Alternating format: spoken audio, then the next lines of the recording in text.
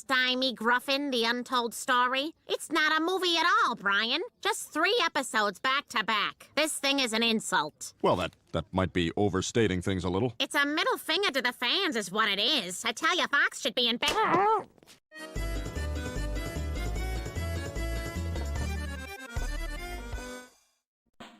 Entertainment companies make movies sometimes. Now, most theatrical movies go up into the millions, so what if they wanted to make a cheaper movie? Well, they make a direct-to-video movie. Well, what if they don't care about the movie itself and just want to make some money? Well, they make movies out of episodes from a TV show. Today, I'll discuss this topic by bringing in some big examples, small examples, weird examples, and an example I made myself. Alright, now let's begin.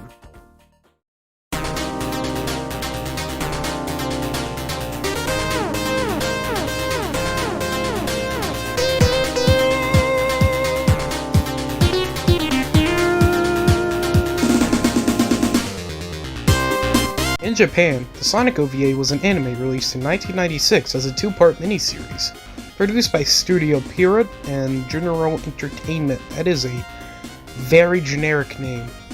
Episode 1 was released as Welcome to Eggman Land, and Episode 2 was released as Sonic vs. Metal Sonic. It was a very wild movie. Well, at least it is in North America. In 1999, AVD Films got the North American rights to the miniseries, and they combined the 2 episodes into one movie and called it Sonic the Hedgehog the Movie. This isn't really a notable example, but it's the movie that got me interested in the subject. So, thank you, Sonic the Hedgehog. Well, how do I know if I want it if I can't taste it? Do you know who I am? Stewie Griffin, The Untold Story, is 3 episodes of Family Guy that tell the untold story of Stewie and his quest to find his real dad, and Peter buys a TiVo. TiVo. It always records what you're watching so you can rewatch anything you missed. Oh, sounds fancy. How does it work? I'll tell you how it works. Easy as pie is how it works. The episodes used are Stewie Be Goody, Bango Was His Name-O, and Stu and Stewie's Excellent Adventure. The film was actually written so it could be divided into 3 segments. So, although it wasn't 3 episodes edited together, it was 3 episodes connected together. The film was later released as the 3-part finale of Family Guy Season 4. If you want my opinion about the movie, throughout the whole thing, I either didn't care for it or actively disliked some of the jokes or plot points. Although this does include some classic Family Guy funny moments.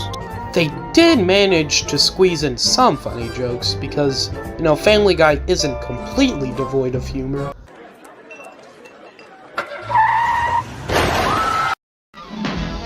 Hey, who you pushing? Who you pushing? Well, I'm pushing you right back. There. Huh?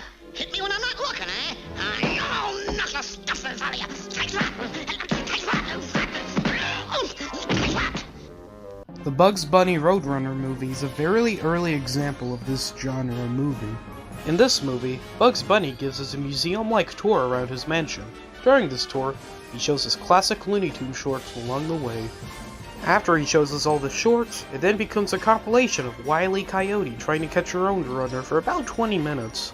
They did more movies like this, such as the Looney Bugs Bunny movie, or For His Feelings Looney Bugs Bunny movie. Either one is fine. In this movie, Bugs Bunny dabbles in the Oscars, hell, and attempted murder. Bugs Bunny's 3rd movie, 101 Rabbit Tales. In this, Bugs reads stories to Prince Yabba Dabba Doo, or else he'll be killed by his father. Daffy Duck's Fantastic Island is a Fantasy Island spoof. And finally, Daffy Duck's Quackbusters, where Daffy starts a ghost business with the money given to him by a dead man.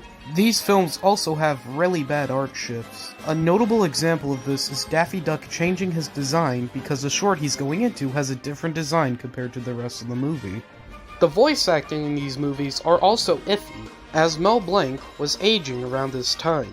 Mel Blanc's performance was also impacted by his almost fatal car crash. And in some of these movies, specifically Quackbusters, they forgot to pitch shift Mel Blanc's voice. Oh, why, yes, Mr. Duck. I would dearly love to join forces with your brave band of of ghost exterminators. Oh, and now stop. Overall, the quality in these movies are not that good, and you might as well just watch the original shorts. But, you know, these do have some standout jokes where they're not just the shorts. So, I guess I recommend them. And like Porky Pig always says, goodbye. South Park's Imagination Land, which were 3 episodes of the TV show, were released on DVD as a movie, and is one of the first times South Park was released uncensored. In 2008, 12 Ounce Mouse released the entire series as a single film, and Donkey Kong Country released Legend of the Crystal Coconut. This isn't a very notable example, but it's Donkey Kong Country, and that's a pretty good excuse to talk about the series. The Futurama movies are the opposite of this, where they started out as movies, but then got divided up into episodes. Video games have done this too with their cutscenes. Metroid Other M's Theater Mode interjects gameplay between the cutscenes, Metal Gear Solid 3 has narration in between the cutscenes, and Kingdom Hearts 3, 5, 8 divided by 2 days have text boxes in between the cutscenes.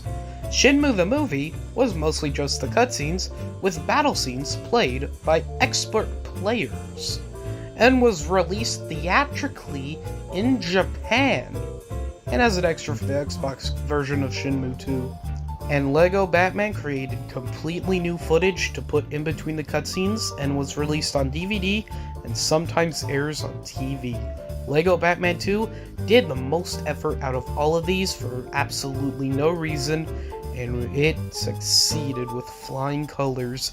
God bless you, LEGO Batman 2. In fact, I've dabbled in this wizardry. In early 2021, I was able to combine multiple SpongeBob episodes into one movie.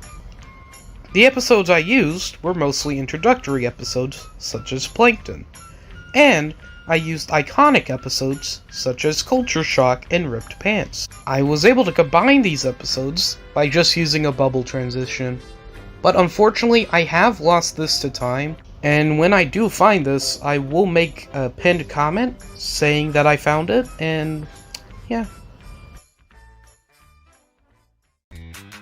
With streaming, this medium seems to have died out, but this is still a weird way to watch all these episodes, and who knows, maybe someday this can survive in the form of fan projects.